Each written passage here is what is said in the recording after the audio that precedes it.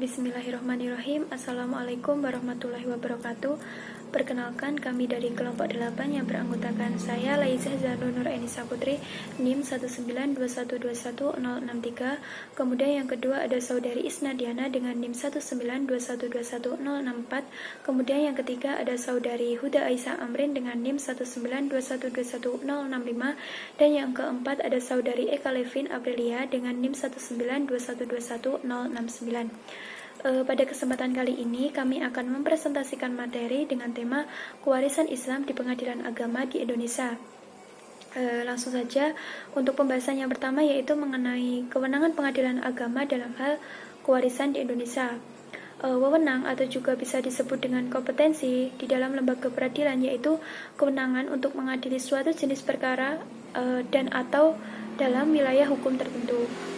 Oleh karena itu, wewenang atau kompetensi di dalam lembaga peradilan itu mencakup dua hal, yakni kompetensi yang berkaitan dengan suatu jenis perkara tertentu atau juga bisa disebut dengan kompetensi absolut atau kewenangan absolut, dan juga kompetensi yang berkaitan dengan wilayah hukum bagi suatu peradilan yang disebut dengan kompetensi relatif atau kewenangan relatif.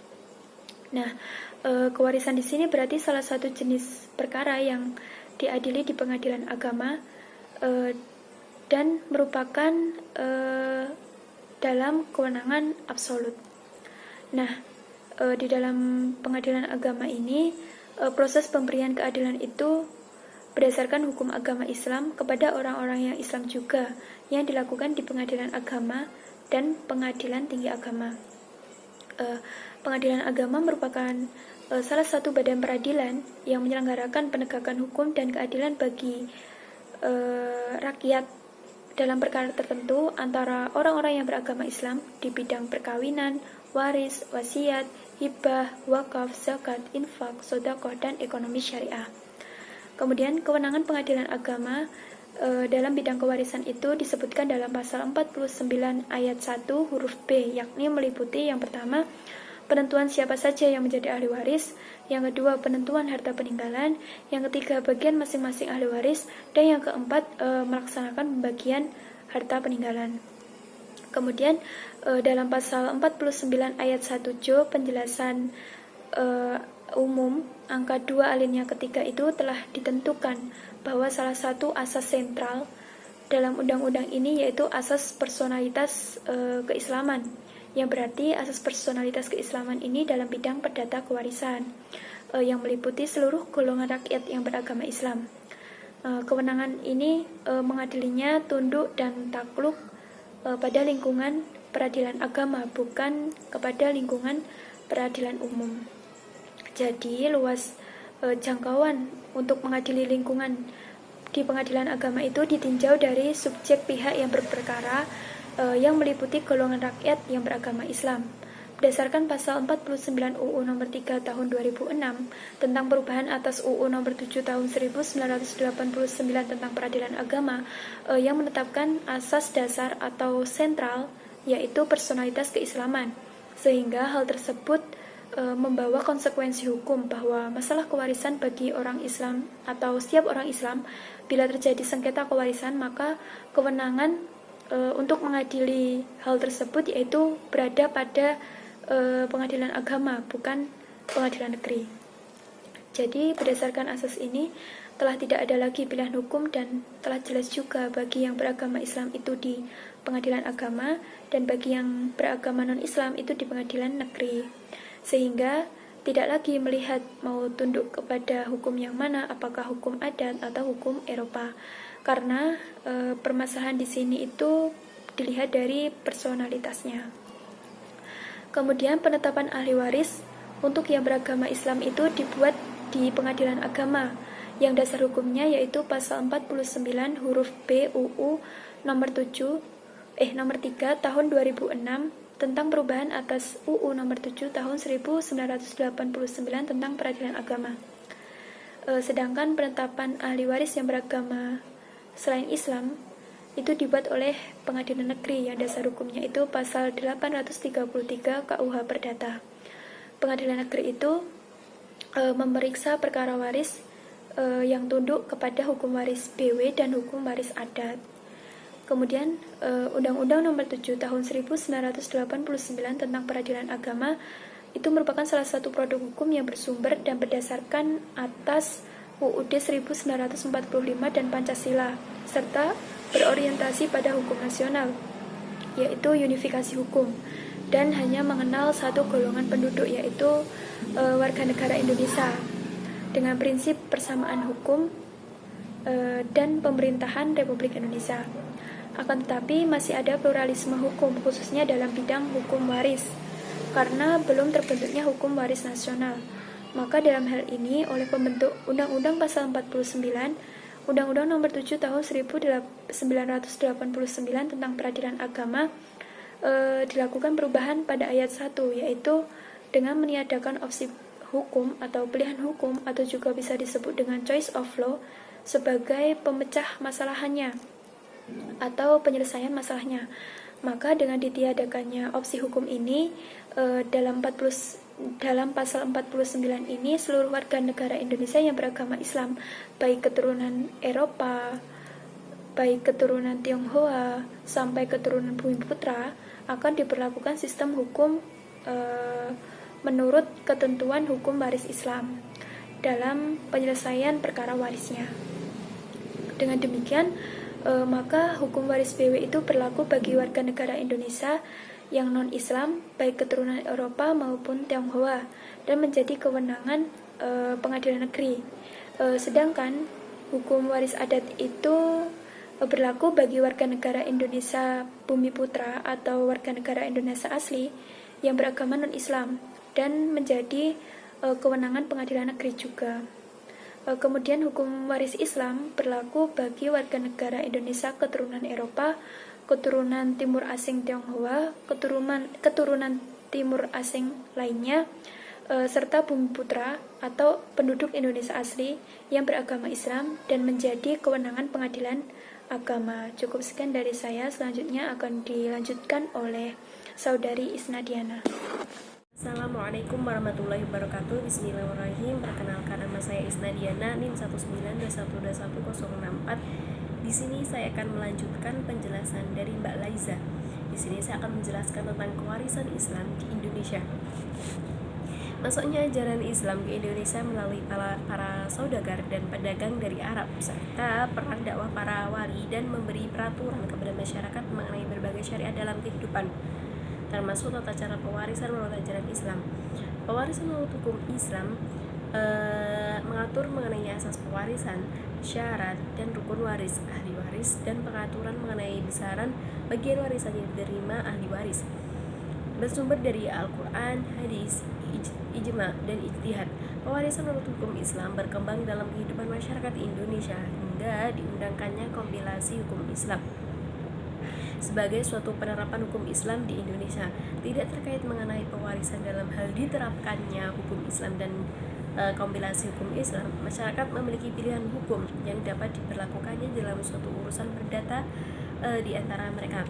Hukum kewarisan menurut hukum Islam merupakan salah satu bagian dari hukum keluarga yang sangat penting untuk dipelajari agar dalam pelaksanaan pembagian harta warisan tidak terjadi kesalahan dan dapat dilaksanakan dengan seadil-adilnya.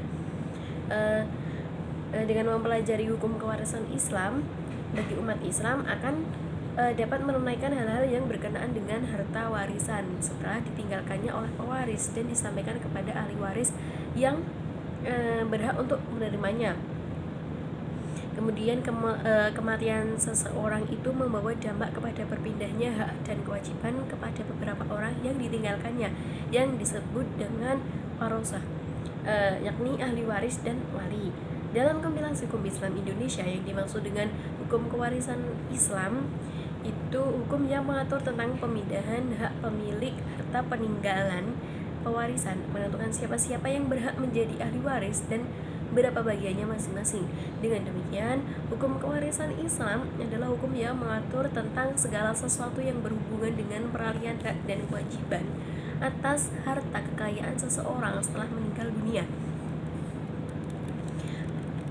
Kemudian menjelaskan tentang kewarisan Islam itu hukum yang mengatur tentang segala sesuatu yang berhubungan dengan peralihan hak dan kewajiban atas kekuasaan tadi setelah meninggalkan lah kepada ahli warisnya itu. Kemudian dalam Al-Quran yang merupakan sumber pertama dan utama bagi hukum kewarisan Islam telah menentukan hal-hal yang berkenaan dengan hukum kewarisan Islam seperti ahli waris, ketentuan bagian masing-masing ahli waris, dan cara pelaksana pembagiannya. Dalam ilmu hukum itu membedakan dua pengertian yang berbeda antara hukum material dan hukum formil. Pada hukum material dipahami sebagai hukum yang mengatur kepentingan-kepentingan dan hubungan-hubungan yang berwujud perintah dan larangan. Sedangkan hukum formil biasanya dipahami sebagai cara mempertahankan hukum formil atau disebut dengan hukum acara. Undang-Undang Nomor 7 Tahun 1989 dan Undang-Undang Nomor 3 Tahun 2006 maupun Undang-Undang Nomor 50 Tahun 2009 kesemuanya merupakan hukum formil. Sementara hukum material tentang kewarisan Islam bagi umat Islam di Indonesia belum diundangkan. Itu diartikan pula bahwa hukum waris Islam yang selama ini diyakini mayoritas umat di Indonesia yang tersebar dalam kitab-kitab klasik diberlakukannya sebagai hukum material. Pada umumnya kitab-kitab fikih yang memuat ketentuan al-faraid bermazhab Syafi'i atau fikih waris Sunni yang hingga sekarang itu masih mewarnai dan menjadi pedoman yuridis para hakim di pengadilan agama.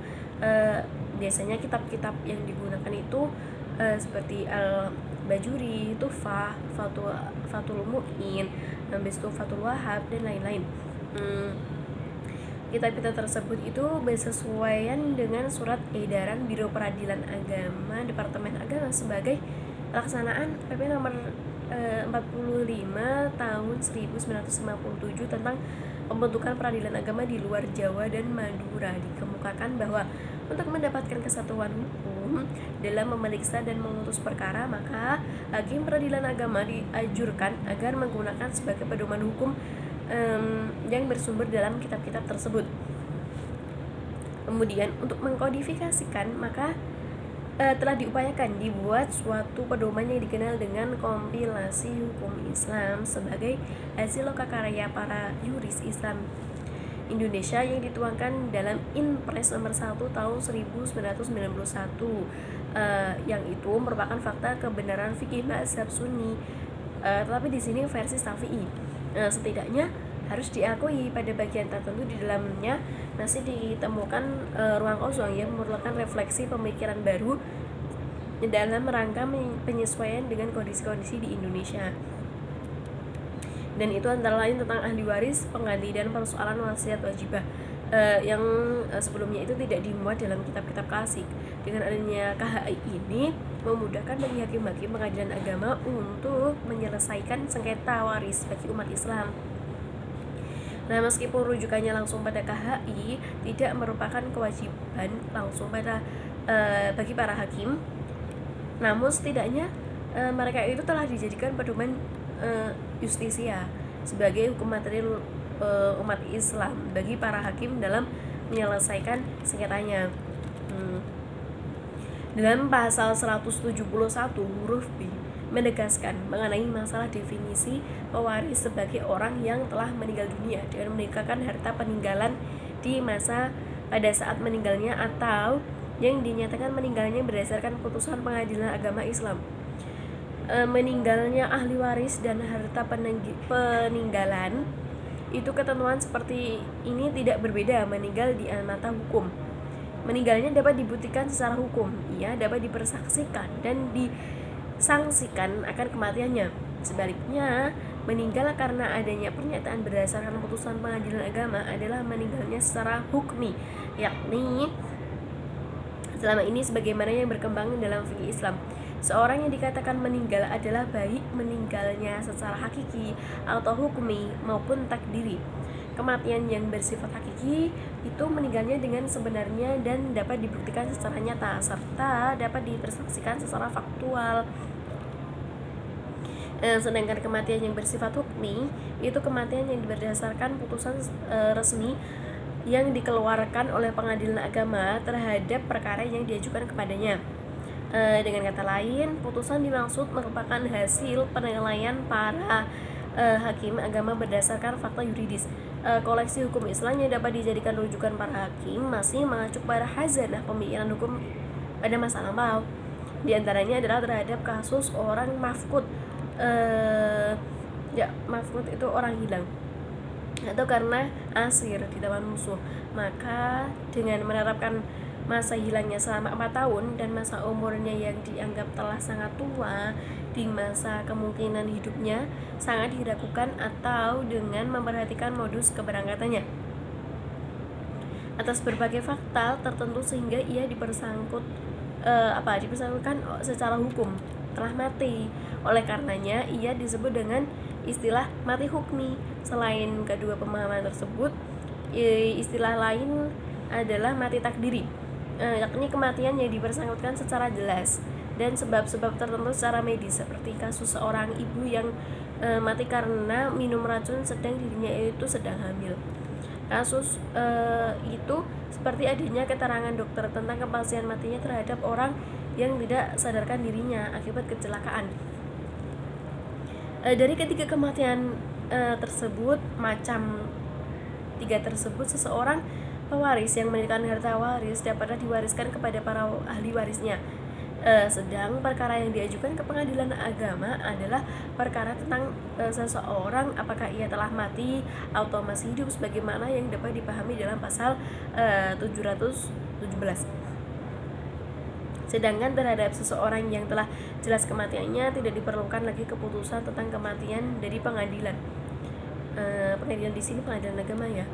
Yang diperlukan hanyalah ketetapan tentang para ahli warisan jika di antara mereka berselisih pendapat tentang siapa yang berhak menjadi ahli warisnya. Penetapan tentang ahli waris dimaksud dari pengadilan agama adalah berdasarkan adanya hubungan hukum Islam, yakni hubungan adalah hubungan persusuan dan perwalian sebagaimana yang dipahami terhadap pasal 171 dan apa yang dijabarkan dalam pasal 174 kompilasi hukum Islam. Peradilan agama itu cukup eksis dalam kultur masyarakat di Indonesia di era kesultanan karena peradilan agama menjadi hukum terapan. Begitupun dengan hukum waris. Wujud nyata kehadiran peradilan agama dengan lahirnya Undang-Undang Nomor 7 tahun 1989 sebagaimana tangga pertama kiprah peradilan agama di Indonesia. Kekuatan peradilan agama menjadi semakin kuat dengan lahirnya Undang-Undang Nomor 4 tahun 2004 yang telah memberikan kewenangan peradilan agama secara independen untuk melaksanakan fungsinya dalam berorganisasi, administrasi, dan finansial. Kekuatan peradilan di sini itu semakin mantap dengan lahirnya Undang-Undang Nomor 3 tahun 2006 tentang peradilan agama yang secara seksama menetapkan bahwa perkara waris termasuk hak milik bagi umat Islam diselesaikan di pengadilan agama. Dalam konstruksi hukum waris telah diatur dalam Impres Nomor 1 tahun 1991 tentang kompilasi hukum Islam, menjadi hal positif di era Orde Baru, namun menjadi tanda tanya di era sekarang. Keberadaan RUU hukum waris belum mendapatkan titik terang dalam aspek legislasinya. Banyak faktor yang menjadi penghambat, salah satunya adalah kultur masyarakat Indonesia yang pluralis. Hal itu menjadi tanggapan tersendiri lembaga peradilan dalam pemenuhan hukum material pewarisan. Karena hakim itu diberikan ruang untuk melakukan penyelesaian sengketa waris dengan keterbatasan peraturan perundang-undangannya. Jadi cukup sekian penjelasan dari saya, kurang lebihnya mohon maaf. Wassalamualaikum warahmatullahi wabarakatuh. Di sini saya Huday Syamrin, NIM 19212165. Di sini saya akan meneruskan penjelasan dari teman saya sebelumnya, yaitu di sini saya akan menjelaskan tentang penyelesaian sengketa waris di pengadilan agama. Peradilan agama merupakan bagian dari kekuasaan kehakiman yang merdeka untuk menyelenggarakan peradilan guna menegakkan hukum dan keadilan. Pada pasal 49 ayat 1 Undang-Undang Peradilan Agama menegaskan bahwa pengadilan agama bertugas dan berwenang memeriksa, memutus, menyelesaikan perkara di tingkat pertama antara orang-orang yang beragama Islam di bidang perkawinan, waris, wasiat, hibah, wakaf, zakat, infak, sedekah, dan ekonomi syariah. Dalam melaksanakan tugas penegakan hukum dan keadilan, pengadilan agama mendasarkan pada hukum acara perdata dan pada peradilan umum, sebagaimana dinyatakan dalam pasal 54 Undang-Undang Peradilan Agama yang selanjutnya disebut dengan UU PA. Hukum acara yang berlaku pada pengadilan dalam lingkungan peradilan agama adalah hukum acara perdata yang berlaku pada pengadilan dan dalam lingkungan peradilan umum, kecuali yang telah diatur secara khusus dalam undang-undang ini.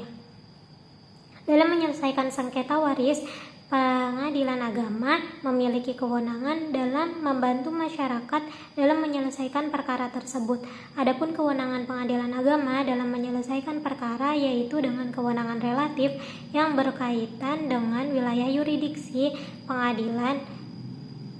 pengadilan dan absolut, yaitu kewenangan peradilan agama dalam materi hukum. Selain menggunakan kaidah-kaidah hukum perdata material dalam menyelesaikan sengketa waris, pengadilan agama juga menggunakan landasan kompilasi hukum Islam atau KHI dan juga fikih atau hukum-hukum syariat Islam. Tetapi dalam beberapa daerah pengadilan agama masih ada yang mempertimbangkan penyelesaian sengketa waris dengan menggunakan hukum adat. Dan secara garis besar penyelesaian sengketa waris bisa dilakukan melalui dua jalur, baik melalui jalur non-ligitasi maupun jalur ligitasi atau melalui persidangan. Yang pertama yaitu jalur non-ligitasi. Dalam hukum acara peradilan agama, sengketa waris diatur penyelesaiannya oleh UU PA pada pasal 56 ayat 2, yaitu yang berbunyi ketentuan sebagaimana yang dimaksud dalam ayat 1 tidak menutup kemungkinan usaha penyelesaian perkara secara damai. Pada intinya, pasal ini menegaskan bahwa pengadilan agama dalam menyelesaikan suatu perkara harus melalui upaya damai atau mediasi atau melalui alternative dispute resolution atau ADR, sebagaimana diatur dalam Undang-Undang Nomor 30 Tahun 1999 tentang arbitrase dan alternatif penyelesaian sengketa atau APS. Pada setiap sengketa waris di pengadilan agama, lebih dahulu hakim melakukan mediasi pada para pihak karena hal ini merupakan kewajiban yang harus dilakukan hakim sebelum memeriksa gugatan sengketa waris.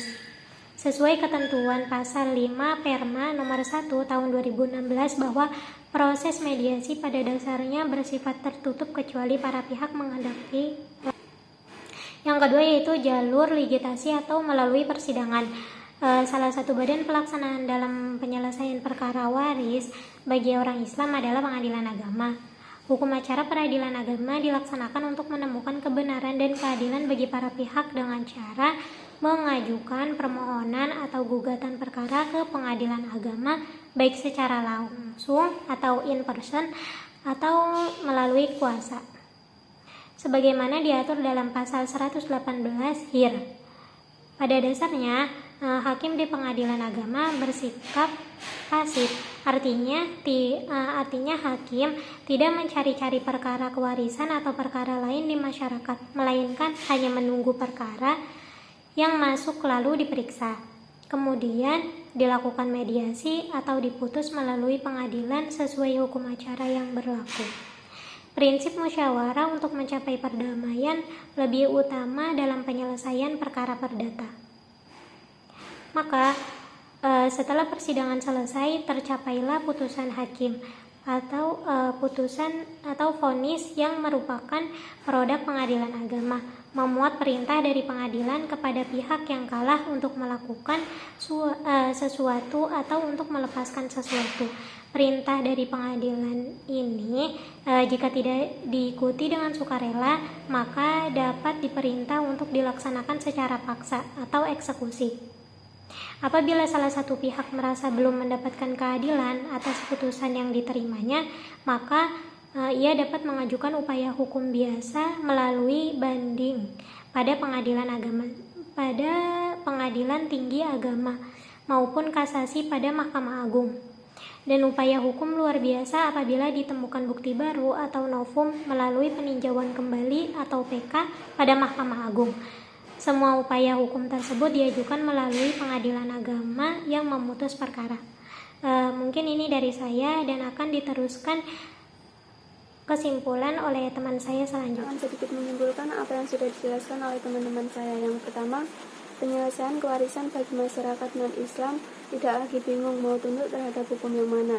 Dasar hukumnya adalah pasal 49 huruf B Undang-Undang Nomor 3 Tahun 2006 tentang perubahan atas Undang-Undang Nomor 7 Tahun 1989 tentang peradilan agama. Sedangkan penetapan ahli yang beragama selain Islam dibuat oleh pengadilan negeri. Dasar hukumnya adalah pasal 833 KUHP. Dan yang kedua, hukum kewarisan dapat dinyatakan sebagai hukum yang ideal apabila hukum tersebut sesuai dengan hukum yang hidup dan dapat diterima oleh masyarakat, sehingga keberadaannya dapat menciptakan ketertiban dan kedamaian. Memiliki konsistensi, kejelasan, ketegasan, dan rasionalitas yang tinggi, sehingga mudah dipahami dan diterapkan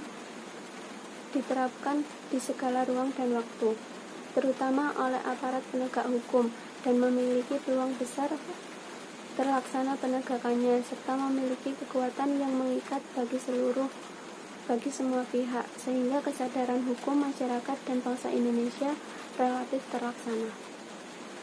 Sekian dari kelompok kami, kurang dan lebihnya saya mewakilkan untuk meminta maaf. Terima kasih. Wassalamualaikum warahmatullahi wabarakatuh.